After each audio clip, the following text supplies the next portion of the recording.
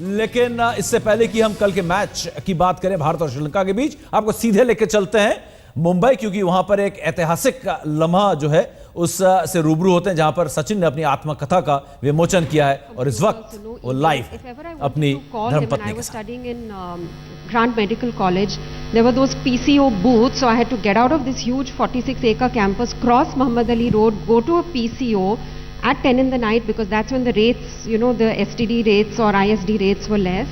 And I was convinced that whole place was full of gundas, but I had to go there all on my own, and then with 100 rupees or whatever I had, and then you call and you know, you see with every second that you're talking, it's going up, and within 1 minute your money is finished. So the best option was to write a letter. So I used to write, and then you have to anticipate, oh, a letter to reach Sydney is going to take 10 days or 2 weeks. So, you know, you plan ahead and you send the letter to that place, and then he would get my letter, he would read it, then he would send a letter back to me, and that is the way we communicated most of the time. Here's breaking news, the Tendulkars worried about the meter ticking on a telephone call. Hello, I was a Mehta in those days, and I was a medical student. I was not a Tendulkar. Everyone thinks, Anjali, that here's Sachin Tendulkar and everything nice happens to him and the world lays itself open, there's everything happening, and yet there are stresses on it, there are insecurities, there are stresses. Yours was the shoulder. Yeah, everyone thinks, you know, to be married to a cricketer, it's such a glamorous life and everything must be wonderful, and you know, you just have to go attend functions and socialize and you know, that's it. But in reality, it's really, it's difficult. One is that a lot of the time your husband is not there, so you have to manage everything on your own. Plus, you know, traveling with kids, it was never easy. There were certain times that we could be there, you know, so to plan it with the kids' holidays, to travel, having to look after the kids alone. And always my aim was Sachin shouldn't be disturbed in anything. So I used to take the kids, and even though he would want to help me, it was more important that he gets to sleep properly, because the next day he has to go out and bat. So I remember taking Sarah to New Zealand when she was less than a year old, and with the time difference she would be awake the whole night and you know, crying, and then Sachin wanting to sleep, so I had to go out of the room. So it's not as easy and as glamorous as everyone makes it out to be. It's tough. When your husband does badly and India loses, you know, you personally feel that you've done something wrong, you don't want to go out, you don't want to face anyone. And that these bowlers are terrible people. Exactly. Before we end, there's a couple of things I want to talk to you about specifically. And page 80, you'd finally decided to get engaged, and your man didn't have the courage to tell his family? No. It's not that he didn't have the courage. He did. Look at him smiling away. I don't think that was the case. He told you to go and inform his parents. He was in New Zealand, and that was when he had just started opening the batting, and he did really well. So he was in a good mood, and one day he called me. I was posted at St. George Hospital, and he said, I think now we should get engaged. So I said, fine. He says, when I come back on my birthday, he was turning 21, he said, we'll get engaged. I said, fine. He said, but there's no time, so you go to my house and you tell my parents. I said, are you sure you want me to go and tell your parents? He said, yeah, you go and tell. So that's why I had to do it. It's not that he didn't have the courage. Sachin, that was more difficult for you to tell your parents I've met this girl than facing the fastest bowlers in the world? Indeed it was.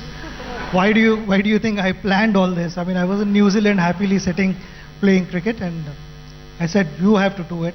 I am ready to get engaged to you whenever you want. You say tomorrow, I'll do it. No problems. And then rather more sadly, I mean, it's been a happy story before. Let's move on to page 166, and I think Ajit called you to say that Sachin's father's no more. You called her and said you go and break the news to him, right? And you had to drive and break the news to him. Was that the most difficult journey you've ever undertaken? Indeed it was. Sarah was again a little baby, and in those days we weren't allowed to be the whole time with the team. So I was away. Ajit called me and he said, I don't want anyone else to tell him, you have to go. So then it was late in the night. My mother drove the car. I held Sarah on my lap. We drove all the way back to Leicester. On the way, I called Ajay Jadeja, Robin Singh. I said, you know, make sure that you're there outside Sachin's room. Don't allow anyone to put any calls through. And it was late at night, and you know, when I knocked on the door and he opened the door, he knew that there was something wrong. Otherwise, there's no way during a tournament I would have gone to his room like that in the night. And then, you know, to tell him, it was like it was like he was about to just collapse in front of me. It was one of the most difficult things I've ever had to do. You got to do it. I mean, you think that there's only happiness in careers. Before I say thank you to you, I want you to tell me one very interesting story, because I can't believe that you actually did that. All of India is watching Sachin's last innings, last test match. He bats well. And it's apparent to everybody that there is no India second innings. And you tell him, let's analyze how you got out, because you shouldn't get out like that again. Yeah, I mean, I got so much used to talk to him every day about the game. I literally forgot that he is never going to bat again. You forgot. Yeah. Well, the pleasure was in doing things as correctly as possible rather than success or failure. Just did not want him to get out badly. So you actually sat with him and said, okay, let's analyze how I got out? We spoke on the phone. Yeah. We spoke on the phone. But I said, well, not bad. Okay, if I get to bat in the second innings, I will not do that. You talk very fondly about Ajit in the book. What's it been to you, having literally this elder brother walking alongside you? It was almost as if this was the frame, and he was always just outside the frame, visible only to you but to nobody else. And he stayed outside that frame all his life. You know, at times he was not visible to me also, because so many things that he has done for me, I've only realized that after I've retired and I've heard through someone else. So a lot of things. I mean, right from the day I started playing cricket, early on he would travel with me, and then he would be constantly in touch with me all the time. I mean, I know, to put in short, that you know we have lived this dream together. I knew that whenever I went into bat, you know, mentally he was there with me, even though you know we were miles and miles apart. But mentally he was also batting with me there. And whenever I got tired, I'm sure he was also tired. And whenever I was stressed, he was also stressed. It was much easier rather than going actually out there and bat.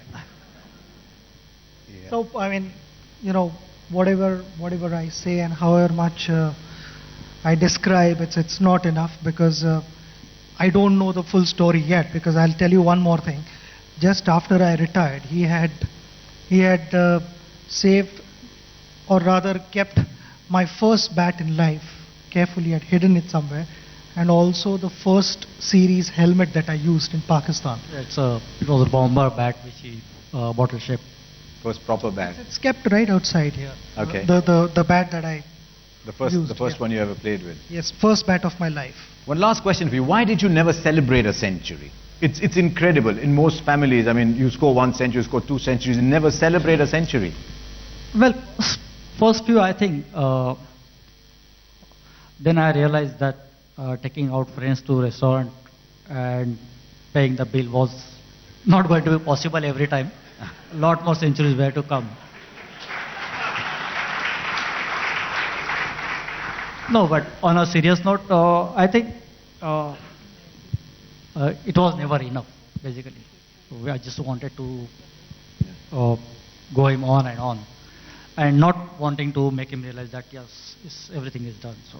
And you didn't know that he always wore the same T-shirt when you went out to bat, because when you wore the T-shirt, you scored those 200s in Sharjah. So you kept wearing the same T-shirt all the time. Oh yeah, it so happened that in Australia, when he went through that rough patch in first 3 days, I thought, no, I have to do something. Although I could not. You can't actually go out there, and so in what way I can really contribute to it. So then it struck me that 1998 was the best year in his life up to that point of time. And he had done wonderfully well in that Sharjah tournament, scoring back-to-back 100 against Australia. I had that T-shirt with me. You didn't wear it today. You know, wouldn't have been perfect if he'd worn that T-shirt today and she'd worn that same orange. Why didn't you wear the same orange top again? I'm sure you've kept it somewhere. I do. I have it. You have it still. Surprise him one day. Ladies and gentlemen, the two stellar cast, Ajit and Anjali.